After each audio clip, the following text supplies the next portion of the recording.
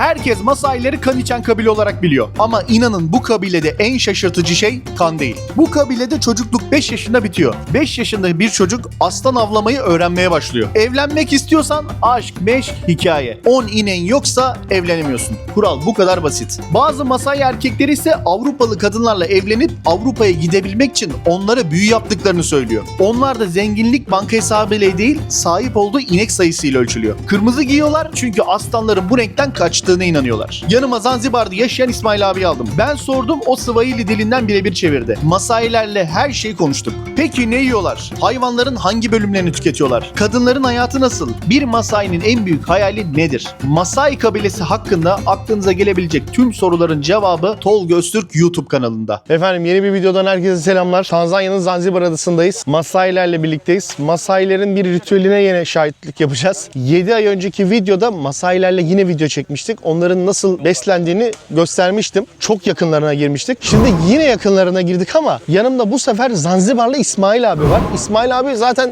bizden biri. İsmail abi bize tercümanlık yapacak. O zaman işte anlaşamadığımız konular oldu. Soramadığımız şeyler oldu adamlara. Şimdi her şeyi sorabileceğim. İsmail abi de burada. Evet arkadaşlar, merhabalar. İyisiniz inşallah. Tolga Bey, anlat bakalım. Abi şimdi ben geçen videoda Masailerle video çektik ama soramadığım sorular vardı. Tercüme edemediğimiz şeyler vardı. İsmail abi sağ olsun şimdi bize onları tercüme edecek, anlatacak. Çünkü İsmail abi bizden biri zaten. Tabii. Yani bayrağımızla gelmiş İsmail abi. Bayrak adam olmuş İsmail abi bugün. Hayvan kesecekler. Hayvanı nasıl tüketiyorlar, nasıl yapıyorlar? Masailerin evlerini de göreceğiz. Masailerin kadınları da var köyde. Köydeki kadınları da göreceğiz. Hepsini göreceğiz bakalım. Bugün hepsini halledeceğiz. İsmail abi de sağ olsun bize hepsini çevirecek. Swahili. Swahili. Swahili Evet, dilini arkadaşlar. bize çevirecek İsmail abi. Swahili dili ben ne biliyorum? Jumbo, Asante sana, Hakuna Matata. Hakuna Matata, Hakuna Matata ne demek? Karibu sana, Hakuna Matata sorun yok demek, sıkıntı Sorun yok demek. yoktur, Jumbo evet. selam demek, Asante Jumbo, sana evet. teşekkür ederim Jumbo, demek. evet, merhaba Karibu gibi. sana rica ederim demek. Tabii. Bazı yerlerde hoş geldiniz gibi anlamda Karibu. Biliyoruz yani. Doğrudur. Yapılıyor. Hazırlık yapılıyor. Kesmeyecekler. Ne yapacaklar abi? Boğacaklar ya. Boğacaklar değil mi? Kesmeyecekler. Onların kültürü zaten öyle. Ana Bursa Bro, My Football Team geçen videoda Bursaspor atkısı verdim. Hala Bursaspor atkısını saklıyor. Helal olsun ya. Kanki full. Yes, full. Oh, okey. Okey, Bursasporlu kardeşimizi de doyurduk. 7 ay sonra tekrar gördük. Gördün mü bak? Evet, vallahi. Ya Bursaspor böyle bir sevdadır işte. 6 ay önce, 7 ay önce bir video çekmiştik. Ona bir Bursaspor atkısı hediye etmiştik ve bugün 7 ay sonra atkıyla tekrar yanıma geldi. Masailer genelde hayvanları kesmiyorlar. Boğuyorlar yani. Hayvanlar gibi, diğer aslanlar gibi şey yapıyorlar yani. Yani şimdi hayvanı boğacaklar efendim. Tabii bu et helal olmadığı için biz yemiyoruz. Biz yemeyeceğiz. Biz Müslümanız elhamdülillah. Sadece şahit olacağız. Yani biz bunu şimdi diyeceksiniz ki ya hayvanımı boğdurdunuz falan.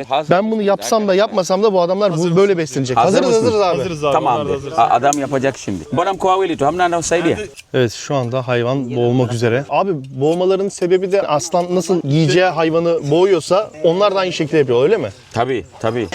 Şu anda maalesef boğuluyor. Aslanlar genelde diğer hayvanları yakaladıkları zaman aynı muamele uyguluyorlar yani. Hani boğuyorlar yani ölene kadar. Ondan sonra yemeye başlıyorlar yani. Yani yiyorlar yani. Hayvan hayatını kaybetti. Eskiden arkadaşlar bir Masai erkek evlenmeden önce yani olgunlaşmış olduğunu ispatlamak için bir aslanı öldürmesi gerekiyordu. Yani eskiden Zanzibar'da herhangi bir Masai yok. Turistlerle birlikte geldiler. Yani şimdi turistlerin ilgisini çektikleri için artık Zanzibar'da takılıyorlar yani. Yavaş yavaş Zanzibar'a yerleşiyorlar yani. Ve çoğu zaman Avrupa'dan gelen yaşlı bayanlarla beraber oluyorlar. Onlarla işte eğleniyorlar. Hatta bazen de onlarla evlenip Avrupa'ya gidiyorlar. Evlenenler de var. Tabii başarabilmeleri için bazen de büyü kullanıyorlar. Büyü mü? Tabii. Hadi ya. Tabii. Kadına büyü yapıyorlar Ve bunlar evlenmek da için. Avrupa'ya gitmek istiyorlar. O yüzden Avrupalı bayanlarla birlikte olabilmeleri için efendime söyleyeyim dediğim gibi bazen de büyü kullanıyorlar yani. Masai kadınla tanışıyor. Onunla arkadaşlık yapıyor ama kadın onu bırakmaması için bağlama büyüsü yapıyor. Onu bulmak için bile Büyü yapıyor. büyü kullanıyorlar. Nasıl yapıyorlar abi o büyüyü? Genelde Zanzibar'da değil, kendi köylerine gidiyorlar yani. İşte orada yapıyorlar. O kişiden bir şey mi götürüyorlar? Saç maç bir şey mi götürüyorlar yoksa nasıl oluyor ki? Yani gidiyorlar köylerine, işte orada bir şeyler yapıyorlar yani. Büyü Anladım. yapıyorlar yani. İlginç. İnanıyor musun sen? Yapalım. Var mıdır böyle? Ya ben Müslümanım, elhamdülillah ben inanmıyorum yani. Ha, Ne diyor abi? kanı da içecekler yani. Bu hayvanın midesinde duruyor şu anda o kan. Abi bunlar çok seviyor ya. Ya onu içecekler. Sen daha önce böyle bir şey şahit olmuş muydun abi? Yok. İlk defa görüyorum. Yani sizin sayenizde ben de görüyorum yani öyle şeyler. Bana soruyorlar ya. Sen de yiyecek misin? Ben de şaka olarak evet diyorum. Şaka olarak diyorum. Tamamdır diyorlar. Sen de artık aslan gibi olacaksın. Soruyorum ateş yakacak mısınız? Diyorlar evet. O zaman sizlere çakmak lazım dedim. Dediler ki yok gerek yok. Biz ateş nasıl yakacağımızı biliyoruz. Allah Allah. Bize çakmak lazım değil. Hayvanı boyuyorlar. Hayvan şişiyor ve rahat rahat da yüzebiliyorlar deriyi bu sefer. Tabii. Kanını içecekler ya şu an yer açıyor. Abi ben sordum balık bile yemiyorlarmış. Bunlar genelde dediğim gibi Anakara Tanzanya'da ormanda yaşıyorlar. Şimdi ormanda balık yok ki. Yani buraya gelince de tadına bakmışlar hiç beğenmemişler. Sevmemişler Tabii balığı. alışmamışlar çünkü. Yani hep ormanda yaşıyorlar ya. Bunlar hep hayvanları yiyorlar. Abi aslan mı yiyorlar? Ne yiyorlar bunlar genelde? Aslanlar yemiyorlar ya. Diğer hayvanları yiyorlar yani. Aslanların yedikleri hayvanları var ya. Onlar da aynı hayvanları yiyorlar. Ha, aslan ne yiyorsa onu yiyorlar. Tabii. Evet şimdi kanını da içiyorlar. Dolduruyorlar kanı. Tabii. Ha boğa. Evet arkadaşlar tam çorba gibi içiyorlar ya. Tabii. Harbiden öyle abi. Tatmak ister misiniz? Yok abi. You wanna try? Yok no try. Hayvan boğuldu. Kan havanın midesinde toplanmış. Onlar da oradan çekip içiyorlar yani. O da peçete. Yaprakları peçete olarak kullanıyorlar. He? Tabii yapraklar dediğin gibi peçete olarak kullanıyorlar yani. Arkadaşlar isterseniz siz de tadabilirsiniz yani. En azından sizin için değişik olsun diye. Abi yok helal değil ya bize gelmez ya. Biz sadece izliyoruz. Onlar yesin. Abi şeyi sorsana mesela kadınlar içeride kadınları niye çağırmıyorlar? Anauliza kwamba wale wanawake kule mbona hamwaiti na wao waje? Bunlar genelde bayanlarla beraber yemezler yani. O yüzden çağırmıyorlar diğer bayanları. Peki kadınlarla niye yemiyorlarmış? Yok kadınlarla beraber yiyemiyorlar. Ha, neden abi? Anauliza kwa nini hamli pamoja na wanawake? Onların kültürü böyle. Böbrek. Böbrek için adam vururlar. O kadar çok seviyorlar böbreği. Ha, thank you. Asente. Böbrek için abi adam vururlar. Böbreği çok seviyorlar abi ya. Tabii. Tabii de abi çiğ yiyorlar ya. Çiğ yiyorlar valla. Abi bunların midesi nasıl kurtlanmıyor? Efendim? Kurtlanmıyor mide.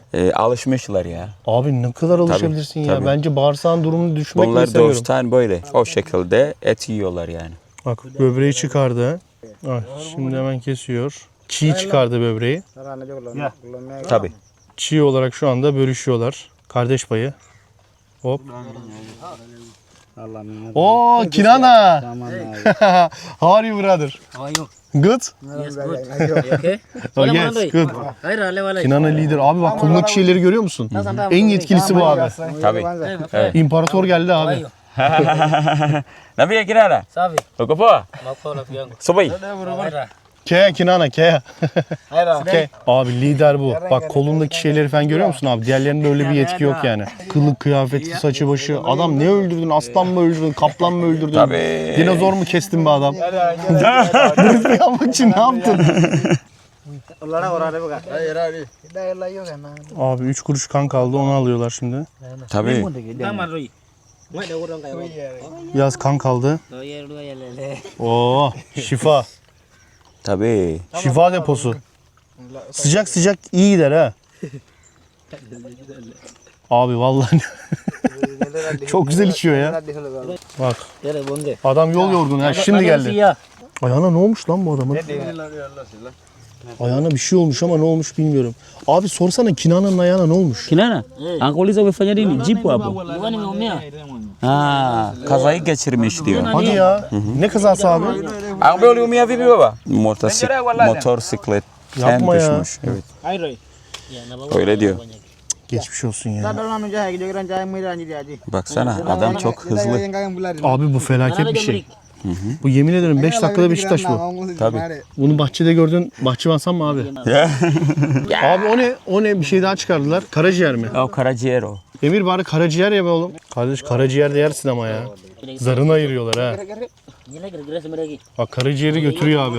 Nereye götürüyor abi sorsana be. Ha, annesine bayanlara götürüyor. He kadınlara götürüyor. Diğer okey. bayanlar buraya gelemiyorlar ya. Anladım, O okey. yüzden onlara da götürüyor. Onlar da çiğ bir şekilde onu yiyecek. İsmail abinin gelmesi iyi oldu. Şimdi ne varsa sorabiliyorum rahat rahat. Her şeyi soruyorum. Hiç soru işareti yok. Tabii. Arkadaşlar çekinmenize gerek yoktur yani. Ben varken hakuna matata. Yani sıkıntı yoktur yani. Aynen öyle. Sormak istediğiniz herhangi bir şey varsa sorabilirsiniz. Böyle bir ortam görmek istiyorsanız, farklı bir kültürü tanımak istiyorum diyorsanız Masayla ile birlikte İsmail abiye ulaşabilirsiniz. İsmail abi size bu ortamı sunacak. Tabii. Seve seve yardımcı oluruz. Abi şu elinde tuttukları ne? Diyor ki o kitap. Hani kitap. Kitap diyor. Kitap diyor buna, öyle mi? Midesinden çıkmış. Onlar ona kitap diyorlar yani. Allah Bak Allah. kitap gibi açılmış. Görüyor musunuz? Artık oradan ders çalışabilirsiniz. Abi onu şimdi yıkamadan öyle temizleyerek direkt çiğ mi yiyecek abi? Anauliza kwamba huyu ina maana diyor ki sadece onları çıkarıyor. Ondan sonra çiğ bir şekilde onu da yiyecekler yani. İyi bakalım. Afiyet olsun. Onlar için daha sağlıklı diyorlar yani. Allah Allah. Tabii. Sinan'ın saçları bile özel. Adamın saçı bile farklı. Her şey farklı ya.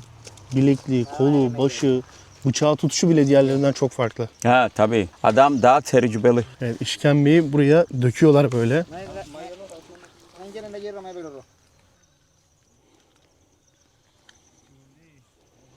Evet, işkembe böyle temizlenir. Hani bilmiyorsanız öğrenin efendim. Masai kabilesi işkembeyi bu şekilde temizliyor. Sadece eliyle alıyor, biraz sıkıyor böyle, sallıyor böyle, çamaşır gibi ya. Şimdi asar onu oraya biraz. O orada biraz kuruyacak, ondan sonra yiyecekler. Yıkama yok ama. Elleri de doğal olarak böyle yere sürüyorsun. Oldu bitti diyorsun. Yaprakları alıyor böyle. Tertemiz oldu. Bıçağı da temizledi. Bıçağı elinden daha çok temizledi. Kata tuleyo. Wezi. Air Roy, entam Roy. Mana? Kokuyu aldın mı? Kokusuyla beraber geldi adam ya. Ama ne güzel kokuyor ya. Siz beğenmiyor musunuz ya? Abi kötü kokuyor, yapma kurban olayım. Yok ya. Vallahi benim için de fark etmez yani. Evet, şimdi yemeğe geçiyorlar. Bakın işkembe işte Masai kabilesi de Afrika'da işkembe böyle yeniliyor. Görüyor musunuz? Aldı. Ufak bir silkeliyor. Tabii. Afiyet olsun. Gila bala Abi tadını sorsana, tadı nasıl? Anauliza vipi kendisini et olarak hissediyor yani. Anladım. Yani bir lezzetin adını koyamıyor. Bazıları şey diyordu çünkü tatlı diyordu hadi. Tatlı bir. Anauliza ni tam kama nini yani. Et olarak geliyor. Yani hiçbir şeye benzetemez yani. Daha önce hiçbir balık yememiş, Kinana tavuk dedi. yememiş. Kinana'ya sor bakalım abi, o ne hissediyor? Tamu. Çok lezzetli diyor. Çok lezzetli. Bursa Sporlu kardeşim de geldi.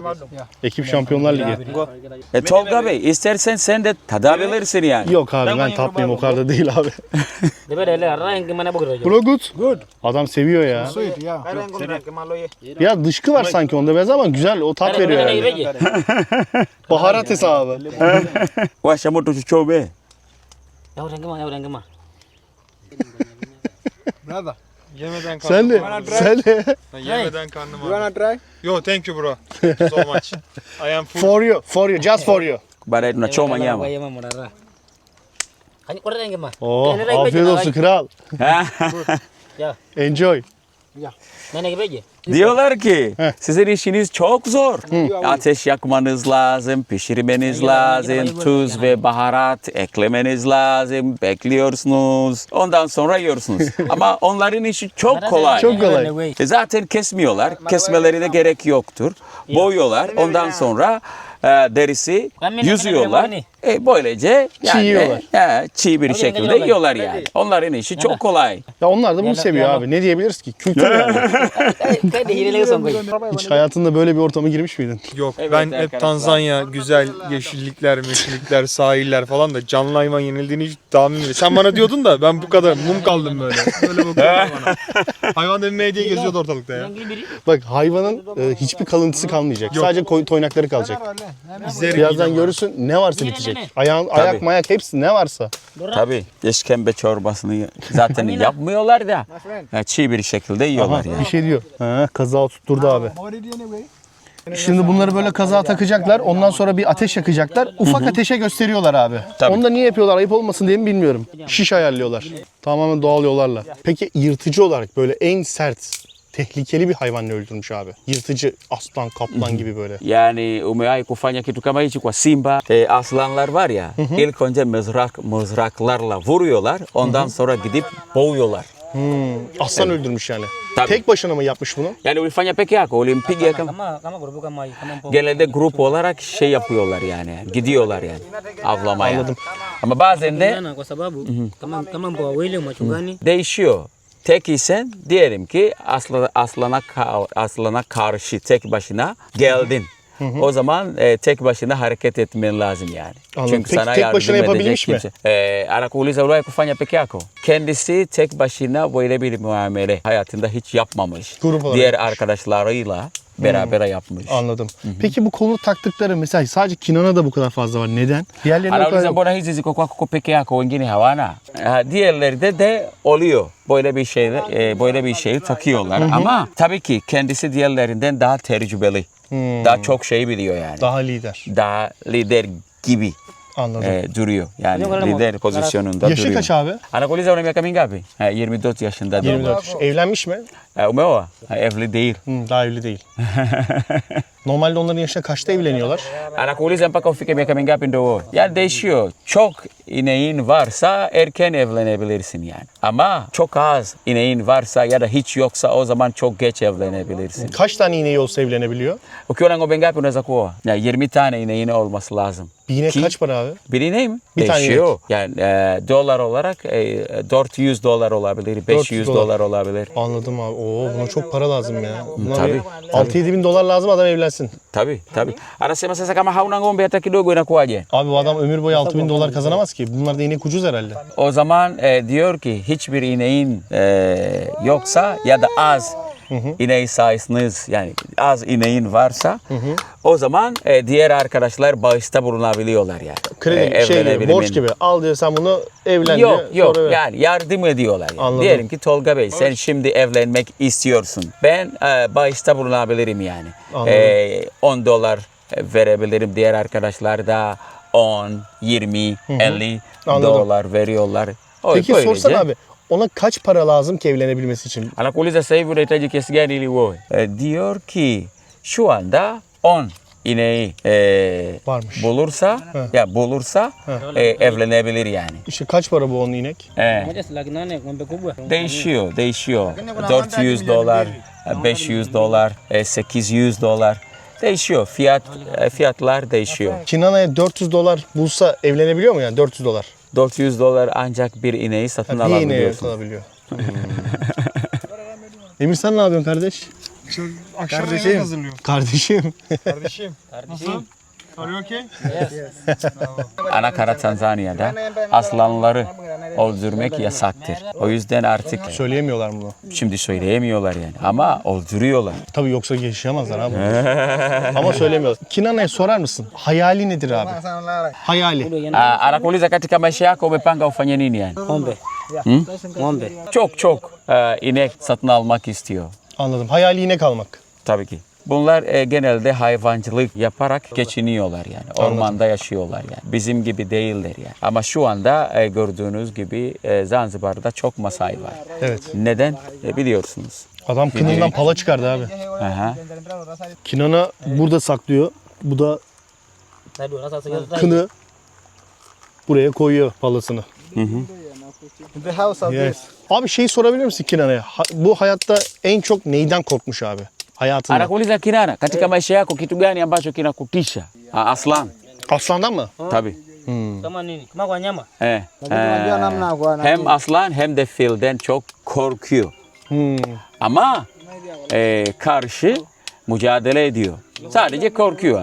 Anladım. Tabii ki kaçmıyor. Kaçmıyor. Onlarla bir de mücadele de ediyor yani. Abi inanılmaz bir hayat değil mi ya? Malim Hasan. Adamın korktuğu şey aslanlı fil. Ya niye eşek ya kanka yolda çıktı geçen. İyi hayalde inek almak. Yok indiririm ama uğraştıracak beni. Adamların muhabbeti o. Şimdi etleri ateş yaktılar. Ateşin etrafına diziyorlar. Sopalara geçiriyorlar bunu. Şiş yapıyorlar. Kazıklara daha doğrusu. Onları şimdi o ateşin etrafına çakacaklar. Et çok pişmiyor ama. Sadece ateş görüyor desem yeridir. Zaten göreceksiniz birazdan. 5 yaşındayken avlamaya başladı. Kaç yaşında abi? 5 yaşındayken. 5 yaşındayken Kinana avlanmaya başlamış. Bir Masai'de bir erkek 5 yaşında mı başlıyor yoksa ona has özel bir şey mi? Anasema kwamba Masai anapofika miaka mitano ndo anaanza au ni wewe tu ulianza? Genelde 5 yaşındayken Avlamaya başlıyorlar. Avlamaya başlıyorlar. Hayata ne kadar erken başlıyorlar siz tahmin edin işte. 5 yaşındayken avlanmaya başlıyorlar. Bu adamlar 15 yaşına geldiği zaman çok rahat Tecrübeli oluyor. evet, Baş hayvan o zamanlara kadar aslan, avlanabilir ya. kaplan, Aynen kral öyle. kim varsa alırlar yani. Şimdi bunları niye çekiyoruz? Çok böyle videolar yok. En azından bilgi olsun. İşte bakın farklı kültürler, farklı kabileler, insanlar nasıl yaşıyor? Bu adamın hayali ne? Mesela Masai'den, kabilesinden bir kişinin hayalini sorduk adama. İnek almak dedi mesela. Herkesin bir hayali vardır. Onun da hayali inek almak. 5 yaşında adam savaşmayı öğrenmeye başlıyorlar. Bu bilgileri bunlardan öğrenmiş oluyoruz. Farklı bilgiler, farklı videolar bunlar. O yüzden hani böyle videolar işte efendim işte hayvanı niye öyle yaptırdınız, ettiniz demeyelim. Çünkü bu adamlar böyle yaşıyorlar, böyle besleniyorlar. Yani ben bunu yapmayın desem ne yapacak? Çatal bıçak mı kullanacak? En doğal ortamı bu yani. Evet. Onlar nasılsa biz de onu görüyoruz. Size de bu Masai kültürünü göstermeye çalışıyoruz. Elimden geldiğince sağ olsun İsmail abi de bize bu konuda müthiş tercümanlık yapıyor. Çünkü bu kadar soru soramazdım. Dilim yoktu o kadar onlarla anlaşabilecek yani. Ve Swahili dili kullanıyorlar. İsmail abi de çok güzel anlaşıyor onlarda. Abi Kinana'nın buralarda izler var mesela. Şu izler. Bu izler neden varmış? Anakuuliza hizi ni nini? Ama je kama nyanyo. Onlar bir hastalık yani. Lakini kama kifanya hivi, Hastalıktan dolayı. kifanya hivi anaondoka. Kendileri mi batırıyorlar? Hastalıktan dolayı böyle mi oluyor? Hastalıktan dolayı böyle olmuş. Peki öldürücü bir hastalık mı bu? Yok ya. Değil.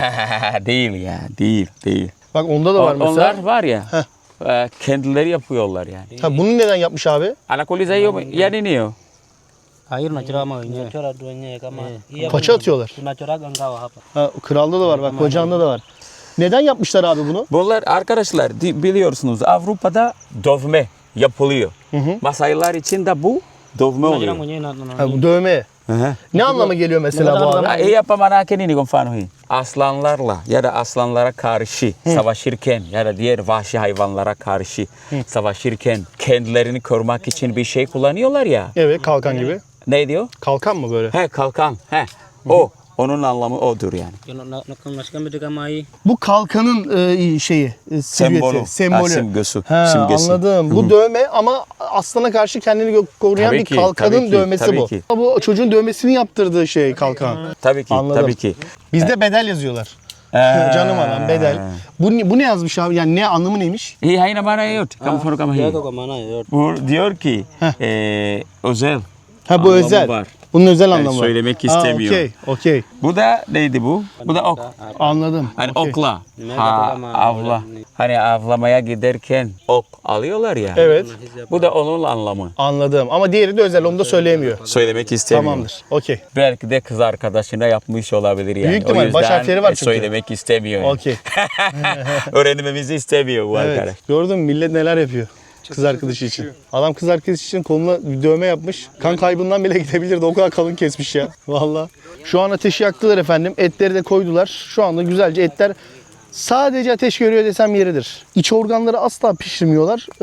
Ama böyle hayvanın butu falan sadece ufak ateş gösteriyorlar ama yine içi çiğ. Masailerde emeklilik var mı diye sorduk da. Yani kaç yaşına kadar bir yaşlı avlanmak Yani zorunda? akifika umri huo tena anakuwa diyorlar ki bir Masai 37 yaşına geldikten sonra artık avlamaya gidemiyor. 37 yaşına kadar avlayabiliyor. 37'den sonra peki sonra ne yapıyorlar abi? Baada ya hapo anafanya nini? Akishakuwa hawezi kuwinda. Ondan sonra artık başka işlerle ilgileniyor. Ama Ama ona avlamaya yemeği, gidemiyor. yemeği çocukları mı getiriyor artık? Avlamaya gidenler kendisine et getirebiliyorlar. Kendisi de ufak tefek şeyler. Tavşan mavşanla takılıyor. Yani evde. Yani yaşlandığın zaman çok bakanın yok. Kendi başın çaresine bakıyorsun. Çocukların olacak tabii ki. Bakıyormuş işte o çocuklar yoksa kendi başına mı bakıyor adamcağız? Yok. Diğer çocuklar babalarına bakıyorlar, Bakıyorlar, iyi yani. Avlamaya bari. gittikleri zaman et getiriyorlar yani. Ha, iyi anladım. Babalarına. Abi şeyi sorsana kardeşime. Dişlerini temizliyordu o. Dişlerini temizleyen şey nerede? O Anasema buluyordu. mlikuwa mnapiga miswaki zamani, mnatumia miti. Iko wapi hiyo Yapıyordun miti? bro sen. Eh? Yok mu burada? Var. Burada da var. Şimdi yapacaklar yani. Tamam. Sen misvaki. Misvaki. Abi onlar da mı misvak diyormuş? Misvak mı adı? Masailer ne diyor buna? Alo kwa Kimasai mnahitaji? Eh? Engiger. Engiger. Engiger. Masai dilinde ama Swahili dilinde miswaki oluyor. Anladım. Miswak. Bu arada kardeşime de bak Bursaspor atkısı vermiştim. Ta bundan 7 ay önce. Tekrar geldim yanlarına. Hala Bursaspor atkısı kafasında. Helal olsun bana bakın. Şanlı Bursaspor arması da burada. Adam çıkarmamış yani. Şaka değil valla. Geldim gördüm şok oldum. Ta 7 ay önce verdik ya 6-7 ay önce. Hala kafasında kullanıyor valla. Thank you bro. Asenta. Asenta. Hakuna Matata. Welcome. Evet kim arıyor acaba? Şimdi bu adamların hepsinin telefonu var, saati var kolunda. Çünkü nedeni şu, turistik çalışmak için geliyorlar. Sahillere gidiyorlar. Sahillerde kadınlarla tanışıyorlar. İşte onun numarasını alıyor, o onun numarasını veriyor. O kadınlarla birlikte oluyorlar falan. Telefonu yoksa kadın ona gelirse telefon da alıyor. Para da veriyor. Her şeyi yapıyor. Yeter ki onunla takılsın diye. O yüzden bu kadar telefonları falan her şeyleri de tam takım yani. Bakın kanat açtı. Kanat gibi yaptı böyle. Kanatlarını açtı. Ateş her yere gelecek ama yine de tamamen pişmiyor. Bak gel Emir. Brother, try. You. No. You. Bakın dişlerini fırçalıyor. Yaklaştır dişlerine. Very white. Bak tertemiz adam dişleri. Adamın dişe bak. Gençliğinden parlak. Görüyorsun değil mi? Ada nalo. Okey. Ben de deneyeyim hadi. Ağzıyla açıyor ama olsun. Sonuçta adamın dişleri benden temiz abi. Kır anasını. Kır onu. Kır onu. Bir şey olmaz abi. Senin dişin temiz benden anasını. Ne? Evet şu anda kesiyor. Bana da açıyor. Ya burada inanılmaz bu. Bunu kesinlikle kullanıyorlar. Yemek öncesi, yemek sonrası. Bu adamlar kesinlikle dişlerini fırçalıyorlar. Diş macunuymuş, efendim şuymuş, buymuş, karbonat, limon. Yok abi bunlarda. Açtılar. Nasıl? Direkt başlıyor. Evet. Ya. Ranya ni. Open, no problem. Yes, no problem. Ya ranya. Open. Oh iya. Keşke open demeseydik. Nereden dedik open ya? Open o muhabbet yani. Okey. Hazırladı. Keşke open demeseydik ama dedik artık.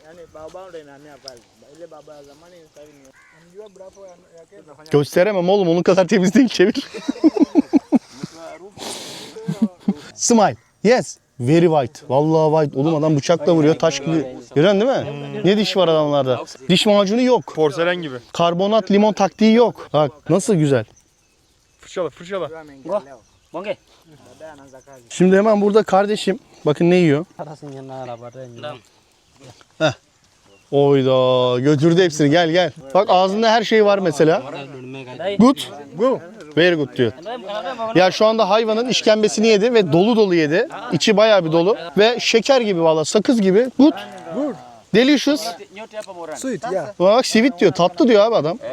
Afiyet olsun. Enjoy. Yeah, enjoy too. Nyote Moran. Moran anakuwa na dem pia. Bro, where is Obama? Obama. Ha, home. Tanzanya? Yes. Ha, okay. Yes, Obama. Yes. Okay. Evindeyim, köydeymiş o. Herkesi tanıyorum yani. Adamların bütün kabileyi tanıyorum. Hepsiyle muhabbetim var yani. Obama bile tanıyorsun ya. Bak gel. Abi hepsini tanıyorum. Bak gel bir şey göstereceğim. Gel. Yeah, you know, market. Keya brother. Keya brother.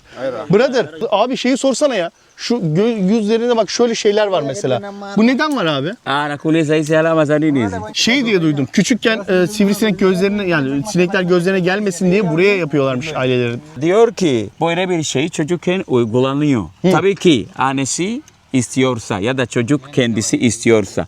Inakuwa ina miaka mingapi inafanywa hii? Eti baba? Unafanywa ukiwa na miaka mingapi? Genelde 5 yaşındayken böyle bir şey yapılıyor. Ama tabii ki kendini istiyorsan, istemiyorsan Yapmıyorlar. olmuyor. Anladım. Yapmıyorlar. 5 yaşında Mesela bir çocuk istiyor bu mu? arkadaş var ya diyor ki kendisine de yapmak istediler ama kabul etmemiş yani. Kaçmış yani. O yüzden kendisinde yoktur yani. O genelde Masaiların sembolü oluyor. Anladım. Yani sembol için yapıyorlar. Hastalık Tabii. için değil ama Yok. isteyen yapıyor, isteyen yapmıyor. Yok, 22 yaşındadır 22 diyor. mi? Tabii. Hadi ya hiç göstermiyor ha. Anasema bora unaonekana mdogo kidogo. Subay Boran. Bak onun da dişleri bembeyaz. Bak Masailerin hepsinin dişi beyaz abi. Hepsi dişlerini bununla fırçalıyorlar. Hepsi o beyaz gülüşleri buna borçlu. Reklam gibi oldu. Şöyle abi yemek öncesi, yemek sonrası ne macun ne başka bir katkı hiçbir şey yok. Ağacı dalından koparıyor, şık yapıyor. Sık şık hemen fırçalamaya devam ediyor. Bak abimin beyaz, kardeşimin göster şu bir dent. Kardeş sen temizlemiyorsun herhalde bak sen yapmıyorsun galiba. Adam demin işkembeydi normal. Good. Very good diyor. Ya şu anda hayvanın işkembesini yedi ve dolu yedi. He işkembe adam doğru. Okey bro. O biraz az yapıyor. Bak bro show dent. Bak very clean. O evet very clean. All very clean. Hepsinin dişleri temiz abi. Hepsi bununla yapıyorlar. Şunla. Ama adam az önce işkembe yediği için onda biraz sarılık var. Normal yani. Şarkalaması lazım. Normal yani. İşkembeyi tabii temizlemeden yedi. Onun da altını çizeyim. Ya işkembe ne alaka falan. Biz de işkembe yiyoruz diyeceksiniz ama temizlemeden yedi. Abi Bana şey mi? onların çocuğu mu? O erkek çocuğu Ha, ya. erkek miymiş? Kimin çocuğuymuş abi? Aramızda bana mesin diyor. Ha diyor ki genelde bayanlar bolalara gelmek yasaktır yani. Yani erkek çocuğu olduğu için buraya kadar gelebiliyor. Ha, Yani bayan normalde olsaydı çocuk olsaydı bile buraya bizim yanımıza yemek yemeye gelemiyor. kız evet. Kız Asla çocuğu buraya gelemiyor. kadar gelemez. Kız çocuğu yani. bile gelemiyor. Yani kadınlar zaten gelmiyor. Çocuksan bile kızsan gelemiyorsun. Şu erkeklerin ortamına giremiyorsun. Tabii. Jumbo. Bayanlara nasıl selam veriyorsun? Bayanlara ne Bayanlara diyorsun? nasıl selam veriliyordu abi? Ne veriyor? Ne diyordun? Abi sen bir şeyler diyordun ama. Yeyo takwenya. Yeyo takenyo. Yeyo takwenya. Yeyo takenyo. Aa, takada gittim ben. Takwenya. Takoenya. Yeyo. Yeyo takoenya diyorsunuz kadınlara selam verirken. Erkeklere Aha. keya. Wanaume wanamsalimia vipi? Kaya. Keya. Hı hı. Sopa Erkekler keya. Abi şimdi burada iç organlar kaldı. Bu iç organları ne yapacaklar? Bunlar diyorlar ki bayanlara götürecekler yani. Bunlar Kadınlar bunu yiyor yani. tabii. Butları kendileri götürüyor. Böbrek dalak çok iyi yerleri kendileri götürüyor. Kadınlara genelde bağırsak kalıyor. Kuyruk kalmış. Kafa karmış. Kafa kalmış. Bunlar kalmış yani. Ama aslanlar da genelde böyle bir şeyi yapıyorlar yani. Aynı şeyi Bunlar yapıyorlar aslanın yani. aynısı. Aslan da mesela avını avladığı zaman Evet. kendisi en iyi yerleri yiyor. Sonra dişi aslana en kötü yerleri bırakıyor herhalde. Evet, Bunlar da evet, aynı. evet. Yani efendim kadın her türlü eziliyor. Her toplumda eziliyor yani. Kaçarı yok abi kadın vallahi ezilmesin. Yok yani her toplumda eziliyor. Bir de ben bir şey fark ettim. Adamlarda hiç vücut kılı yok. Evet Bak ya. hiçbirinin göğsünde falan kollarında hiç kıl yok. Yani Evet ben şu an bunu çıkarmak istemem mesela. Ben de, Yani Beni ben de böyle hiç. görmek istemezsiniz bunu çıkartıp halde. Sen zaten sakın yapma. İsmail abi. Abi bir şey fark ettim. Çoğu mesela Tanzanyalı, Afrikalıların hepsinde var zaten de. Hani vücut kılı yok abi sizlerde. Göğüs kılı falan. Hani bizim Türklerde bilirsin öyle. Kazak gibidir abi. Emirhan göster de şimdi. Kazak gibi bizde abi. Hatta kışın kazak görevi de görüyor. Sizde yok ama dikkat ediyorum böyle. Yok belki de çok fazla güneşte Yandım diyorsun. durduğumuz için olabilir DNA'ları yani. ya, yapıları gereği. Mesela Korelilerde koltuk altları kokmaz derler, terlemez derler Koreliler için mesela. Öyle mi? Evet abi, DNA'larından dolayı farklı bir şey var onların. Onların da teri kokmuyor mesela. Öyle bir olay var. Araştırabilirsiniz efendim. Yedikleri yemeklerden olmuyor mu? Yok abi, tamamen onların bir DNA'sı varmış. Evrim geçirmiş bize göre. Ondan dolayı koltuk altları yani ter üretmiyor abi. Yani ter üretiyor ama bizim gibi kokmuyor. ter kötü kokmuyor yani ondan. Tamam, Evet. anladım. Yine oluyor ama o kadar kötü kokmuyor. He. Abi çocuk kaç yaşında okula gidiyor muymuş? Anauliza yule ataanza kwenda skuli akiwa na miaka mingapi? 4 yaşındayken okula gitmeye başlayacak o. İyi bari. Okula gidiyorlar en azından. Tabii ki. Diyelim ki Masai bir kadın geldi. Gizlice de olsa geldi. Bir anda karşılarında gördüler. Cezası ne? Anauliza kwamba akija mwanamke wa Kimasai hapa. Diyor ki Masai bir bayan buraya kadar gelemez. Neden? Bunların gördü mü hemen kaçıyor. Ya diyelim ki kaçmadı, baktı. Yani bir cezası Anasema var vipi mı? kitokea akaja tu akaangalia. Mnamfanya nini? Ha, diyor ki zorla buraya kadar gelirse o zaman bunlar da burayı terk edip gidiyorlar yani. Eti bile yemiyorlar yani. Gidiyorlar artık yemezler yani. Yemek yerken asla yanlarına getirmiyorlar. Gelirseler de terk ediyorlarmış ortalığı. Belki daha sert bir şeyler de yapılabiliyor ama onları sence söylemiyorlar gibime geliyor biraz ama. Yani Biraz daha sert bir şeyler yapabilirler. tabii.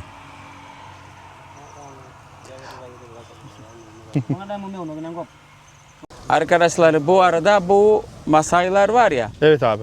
tuz falan kullanmıyorlar. Tuz, baharat yok abi. Olduğu gibi yiyorlar Tuz, işte. baharat yoktur yani. Evet olduğu gibi yiyorlar. Abi şu anda onların en sevdiği yemek bu mu? En sevdiği yemeği sorar mısın? En sevdiği yemek nedir? Anauliza kwamba chakula mnachokipenda zaidi ndo hichi nyama. Bunlar en çok et seviyorlar yani. Ya, bu hayvanın eti mi yoksa daha farklı bir hayvan var mı? Ni nyama gani hasa mnaoipenda anauliza. Genelde keçi, koç ve inek dana eti çok seviyorlar yani. O zaman bunu bayağı seviyor. O çıtır çıtır olmuş. Lider herkese tek tek bölüyor, dağıtıyor. Bölüyor, dağıtıyor. Yani normalde lider ne yapar? Oturur, onun önüne getirirler. Ama burada öyle değil. Her şeyi lider yapıyor. Ateşi yakıyor, pişiriyor, kesiyor, dağıtıyor, parçalıyor. Hepsini o yapıyor. Lider de bu arkadaşımız Kinana. Bakın zaten kollarını görüyorsunuz. Kollarında bir sürü rütbe var. Şimdi bunlar kan içen kabile ya. Her hayvanın kanını mı içiyorlar yoksa belli başlı hayvanların kanını mı içiyorlar? Anasema kwamba mbuzi genelde koç, keçi ve ineğin kanı içiyorlar. Şimdi burada yiyorlar mesela. Kadınlara da şurada 3-5 parça bir şey kaldı. Onlara da bir tane but ayırmışlar. Bakın ne var burada? İşte iç organlar var. Bağırsak falan. Kafa. Bir de şöyle bir parça ayırmışlar kadınlara da. Ufak bir but ayırmışlar. Ama asıl ziyafet burada dönüyor. Kendileri böyle bir ziyafet yapıyorlar efendim. Yani erkekler daha güçlü olması gerekiyor. Daha kuvvetli olması gerekiyor. O yüzden kendileri daha fazla yiyor. Daha iyi yerlerini ayırıyorlar. Mesela diyelim ki dişi ağrıyorsa birinin ama çok hani bazen çürük ağrısı olur ya. Böyle insanın başına vurur. Bilirsin diş ağrısını. Çektirmek zorunda kalırsın. Bunlarda diş ağrısı olduğu zaman ne yapıyorlar abi? Anasema kwamba kwa mfano kama nyie limetokea jino linauma, ormandaki ilaçları kullanıyorlar yani. Ormanda ilaç. Ormanda ilaçlar oluyor ya. Bitkilerden onları- ilaç mı yapıyorlarmış? Ha, bitkilerden. Bunlar hala geleneksel tedavi yöntemlerine dayanıyorlar yani.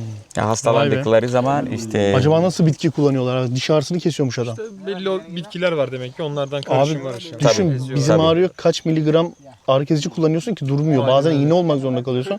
Adam bitkiyle durdurabiliyor demek ya. tabii. Peki çürüyen dişi nasıl çekiyorlar abi? Kendileri mi yapıyorlar? Eti kama jino linatokea labda limeoza inabidi ling'olewe. Nyinyi mnafanya vipi yani? Bıçakla Hadi ya. çıkarıyorlar yani. Kendileri yapıyorlarmış. Kendileri yapıyorlar. Bayağı çok ağır, çok acıtır be. Tamam da ama başka ne yapabilirler ki? Doğru söylüyorsun. Başka vallahi. çaresi yoktur yani. Yani adamların dişleri ağrıdığı zaman efendim bıçakla kendileri çıkarıyorlarmış. Çıkarıyorlar, Onun evet. ağrısını tahmin edin. Efendim? Zor. Kabile olmak da zor bu zamanda. Çok zor. Yok ya bu sefer iyi pişirmişler ya. Geçen tamamen kıpkırmızıydı. Şimdi gayet iyi valla.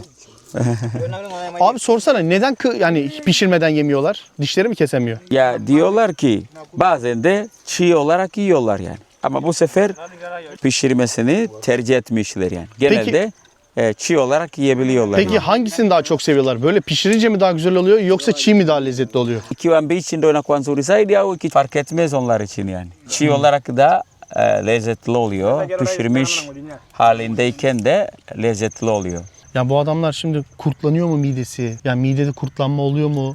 Mesela nasıl soracağız biz bunu? Anasema inaweza ikatokea pengine labda ukila mbichi ukaumwa na tumbo. Olmuyor. Onlar için her şey normal oluyor. Herhangi bir yan etkisi olmuyor. Anladım. Gerçekten bence evrimleşmişler abi. Yani bence bağırsağı yapısı evrimleşmiş diye düşünüyorum. Tabii, tabii. Sen mesela çiğ yiyebilir misin İsmail abi? Ben hiç yemem yani. Yersem hastalanırım. Hastaneye gitmek zorunda kalırım. Değil mi? Çünkü Ve hiç burada- hiç yemedin sen. Yani ben hiç hayatımda hiç Ama bu yemedim adamlar yani. mesela yiyor. Bence kurtlanmamalarının sebebi evrimleşmişler ya. Yani evet alışmışlar yani. Şimdi efendim sizin de evde çocuğunuz vardır. Şöyle çocuk vardır hani yemek yemeyen işte yemeğini koyuyorum önüne yemiyor. Oğlum hadi kızım hadi diyorsunuz ya bakın burada hiçbir şey demiyorlar ona. eti kemire kemire yiyor valla. Abi şeyi sorsana ya. Çocuğun dizlerinde izler var. Onlar nedir? Nokta nokta mesela. Anasema mtoto mbona kama ana alama kwenye magoti, inakuwa ni kwa sababu ya nini? O düşmüş ya. Ha düşmüş mü? Ha okey. Düşe kalka büyüyor işte. Abi Ama bir de bakın tafsiri tu. kimse ekmek vermiyor yani. Yani vermiyor derken eti veriyorlar önüne. Yiyorsan ye. Yemiyorsan kaldırıyoruz. Hadi bitti. Bak adamlarda şey yok ya. Ben fazla yiyeyim. Kendime fazla keseyim. Çakallık yapayım. İşte kendimi ayırayım. Gizlice bir yere koyayım işte. Sonra alırım falan. Bak bu tür düşüncelerin hiçbiri yok. Kaç dakikadır burada İsmail abi ben Emirhan izliyoruz. Nasıl paylaştırıyor hepsini? Ortak değil mi? Ya ortak olarak paylaşıyorlar yani. Ve hatta lider hiç yemiyor abi. Farkında mısın? Liderlik bayağı iyi. Lider hep kesiyor bak. Adam hep kesiyor. Neredeyse hiç yediğini görmedim yani. Çok az yiyor. Çok az. Aslında lider o. Yani en çok onu yemesi lazım. O pişirdi, o kesti falan filan. Ama çok az yiyor. Evet çok az yiyor. Hep herkese kesiyor, payı veriyor. Yani liderlik budur işte. Gerçek lider budur yani. Tabii. İzleyen Tabii. herkes lider olur. Ama bu lider gerçekten yapıyor. Ve herkes burada, hiç kimsenin ağzı boş değil. Herkes Herkese kesin çalıştı yiyor. biliyor musun? Yok derisinin yüzden ayrı oldu. Sofrayı kuran ayrı oldu. Tabii ben bir şey yapmam. Siz kesin yapan olmadı. Herkes bir işin ucundan tutuyor. Ya birlik beraberlik çok yüksek adamlarda. Bak normal bir adam şu suyu içsin. 5 dakika sonra bağırsakları var ya isyan eder. Çünkü senin benim bağırsağım bu adamların içtiği suyla yani aynı bağırsak değil. Bağırsakları çok farklı. Daha güçlü. İliğini çıkaracak şimdi kemiğin. İliğini çıkarıp içindeki iliği de yiyorlar. Oldukça şifalı zaten o. Tabii. Onlar da bunun farkında. Ama onlar buna ice cream diyor değil mi? Ice cream. Dondurma diyorlar ya. Aynen. Bakın kardeşim mesela yapraklarla elini temizliyor. Bazıları yapraklarla bazıları suyla temizliyor. Bak hem yaprak aldı hem su aldı. Yaprak sabun görevi görüyor aslında neredeyse. Çocukların kıyafeti yok, bir bez var. Zaten hiçbirinin yok da. Bezi böyle etrafından dolamışlar, kıyafet olmuş. Ama zaten hepsi öyle giyiniyor.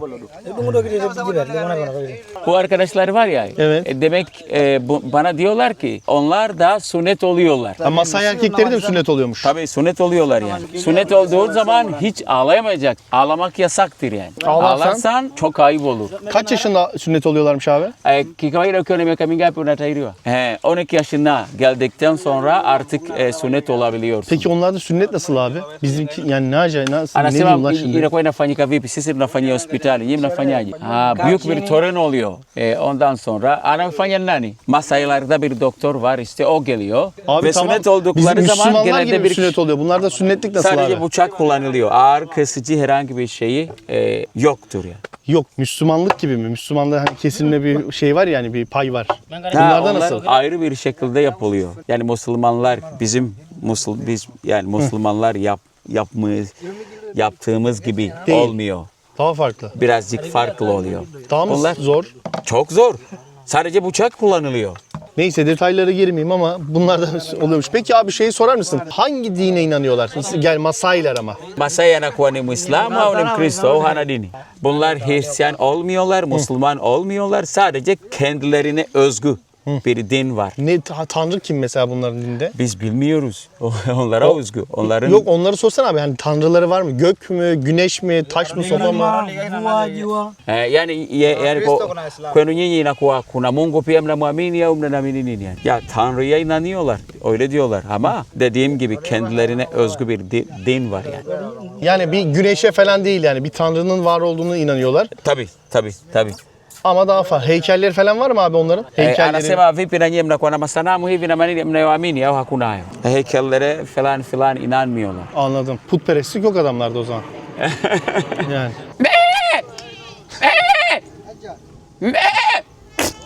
İsmail abiyle bu adaya geldiğinizde hiçbir canlı iletişimsiz kalamazsınız arkadaşlar. Her türlü konuşuyorsunuz. Evet. Tercümanlık yaparız Her falan. türlü tercümanlık var. Efendim şimdi yemeği yediler. Yemekten sonra bizde nasıl dua var? Onlarda da dans var. Yemekten sonra dans yapıyorlar. Ne abi? Bu çocuğun dövmesini yaptırdığı şey kalkan. Ayağına dövmesini Kalkan. yaptırdı. Böyle gidiyoruz avlıyoruz. Tutuyoruz, yiyoruz, akşam pişiriyoruz. Ne diyor abi? Hoş geldiniz. Hadi. Gelin arkadaşlar. Gelin arkadaşlar. Şimdi bir Masai evine giriyoruz şimdi bir. Feneri açtık. Hadi. Ablam neredesin? Karibuni. Abi amma karanlık ya. Jumbo. Jambu. Evleri bu şekilde. Bu şekilde oluyor. Orada yatak Şöyle bir yatak var. Bu ne derisi abi? Ceylan derisi mi? Ne derisi? Ala bize ngozi ya nini? Ngozi ya ng'ombe. Ha, ineğin derisi. Anladım. Şöyle bir pencereleri var. Hava geliyor içeri. Evet. Üstleri kapalı. Ablam burada. Burada bir kap kaçağı var. Abi sorar mısın? Abla kaç yaşında? Anauliza unameka mingapi? 47 yaşındadır. 47 yaşında. Boynun astığı nedir abi? He, torunları var diyor. Alo, iyo ulojifunga humu ndo nini? Encik boncuk şeyler. Anladım. Peki abi kaç çocuğu var? Una watoto wangapi? 3 tane çocuğu var diyor. Asente. Haya. Evet, ablanın evi bu şekildeydi. Çıkıyoruz. Masai evleri şöyle. Giriş kapısı buradan oluyor. Giriyorsunuz. Hemen şöyle bir koridor karşılıyor sizi ve içeri giriyorsunuz. Evleri bu şekilde efendim. Abi şu ablayı soru sorabilir miyiz? İlk önce Yeyo Takwenya der misin kendisine? Efendim? Yeyo Takwenya. Yeyo Takunya. Iko. Ne diyor abi? İyiyim. Ha, iyi. Ha, okey. Abi söyler misin kaç yaşında? Anakuuliza una miaka mingapi ndugu yangu? 27 yaşındadır. 27 yaşında. Evli mi? Anakuuliza umeolewa? Evlidir. Kaç tane çocuğu var? Una watoto wangapi? 2 tane çocuğu var. Peki hayali nedir abi? Bu hayattan hayali nedir? Yaani katika maisha kitu gani wewe unakifikiria ungependa ufanikiwe? Kupata ng'ombe. İnekleri satın almak. İnekler onda hayali inek. En büyük hayali inek onda. Tabii. Peki kaç yaşında evlendi? Umeolewa ukiwa na miaka mingapi? Birazcık çekiniyor. Anladım. Ama diyor ki 19 yaşındayken evlendi. 19 yaşındayken. Anladım. Peki abi hem kadınlar hem erkekler dişlerinin ortasındaki dişi kırıyorlar. Peki neden yapıyorlar bunu? Anasema mbona Hii inamolewa. Bu arada beni de giydiriyorlar. Böyle mi yapayım bunu? onların kültürlerinde böyle bir şeyi uygulanıyor.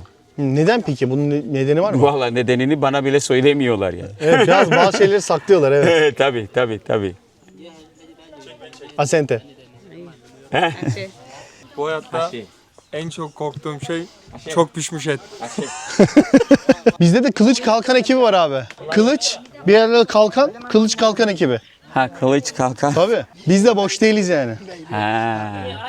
Abi bunlarla mı dans ediyorlar? Hı hı. Dansı bununla mı ediyorlar? Bu da mı var dansta? Anasema tabii ki bu şekilde giyinmişken dans edeceksiniz. Bakın efendim bir Masai mızrağı. Ucu çok keskin değil bir yere çarpmış herhalde. Yamulmuş biraz. Aa geliyorlar Emir gel.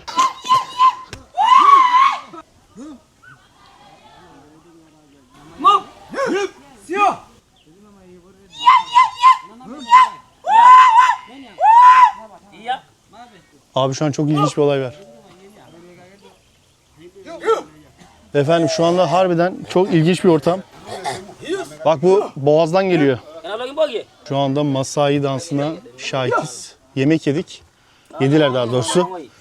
Yemek sonrası dans yapacaklar. Karşımdaki ablalar Masai kadınları. Hemen burada da Masai erkekleri var.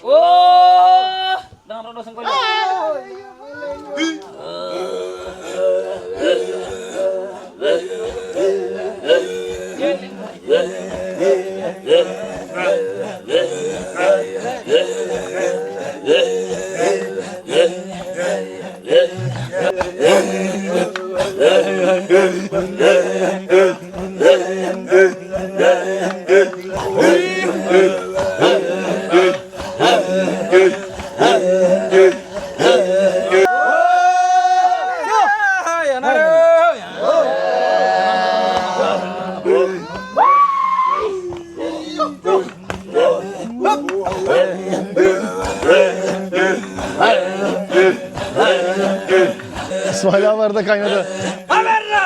İsmail abi sırıtmıyor ha. Şapka olsa tanıyamayacağım.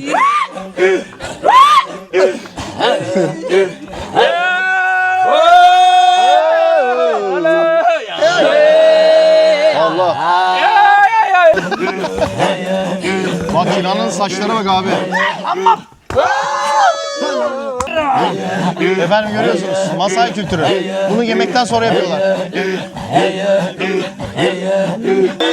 Hadi bakın zıplıyorum. İyi zıplıyorum ha.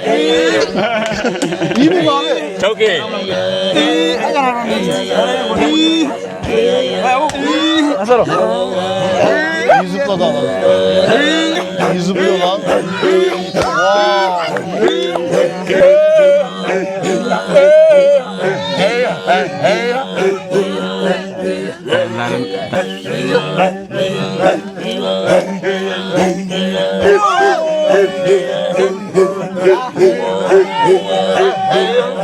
Kadınlar neden zıplamıyor abi? Kadınlar zıplamıyor mesela. Erkekler mi zıplıyor sadece? Anasema wanawake wao wanakuwa hawaruki. Ya bunlar bayanlar genelde zıplamıyorlar ya. Sadece kafalarını sallıyorlar böyle. Peki en çok yükseğe zıplayan mı daha iyi? Anauliza kwamba anaoruka juu sana ndo anakuwa fark etmez yani.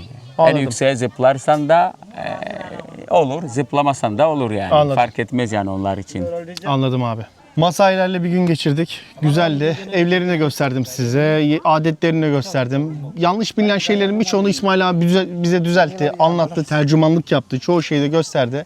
Bence güzel bir video oldu diye düşünüyorum. Çünkü farklı bir kültür, farklı bir inanç, farklı Tabii, insanlar. tabii. Ya bu insanlar Tanzanya'nın ana karasından geliyorlar. Baksanıza aslan avlıyorlar, hayatta kalıyorlar. 5 yaşında adam avlanmaya başlıyor. Tabii. Biz 5 yaşında çocuğu okula yazdıramıyoruz, 6'da başlıyor çocuk okula. Burada adamlar 5 yaşında aslan avlanmayı öğreniyor. Belki hayatını kaybediyorlar 6-7 yaşında. Bilemiyorum da aslana kaplana belki kaptırıyorlar çocuğu. Bilemeyiz de. Yani. Zor bir hayatta. İsmail abi bize burada güzel bir tercümanlık yaptı. Eğer siz de buraya geldiğinizde Masailerle görüşmek isterseniz ben İsmail abinin numarasını bırakacağım. Sadece Masailer değil. Zanzibar ile A'dan Z'ye işte dükkan Tabii. açacağım, şirket kuracağım, gezeceğim, Masaileri göreceğim, su altı, deniz altı, adalara gideceğim. Hepsini İsmail abiyle yapabilirsiniz. Yardım edeceğim, kurban keseceğim, çocuk çoluğa dağıtacağım, gözümle görmek istiyorum. Hepsini İsmail abiyle yapabilirsiniz. İsmail abinin de numarasını ben alta bırakıyorum. İsmail abi benim çok sevdiğim dostumdur. Ben İsmail abiyi seviyorum, güveniyorum. İçiniz rahat olsun İsmail abiye karşı. İzlediğiniz için çok teşekkür ederim efendim. Başka bir videoda görüşmek üzere. Kendinize iyi bakın. Allah'a emanet olun. Masailerden size selamlar diyorum. Olosere Turkiye. Bu kadar oluyor. Olosere Türkiye. Moja mbili tatu. Olosere Türkiye. Efendim bir sonraki videoda görüşürüz. Allah'a emanet olun. Hoşça kalın. Kendinize iyi bakın.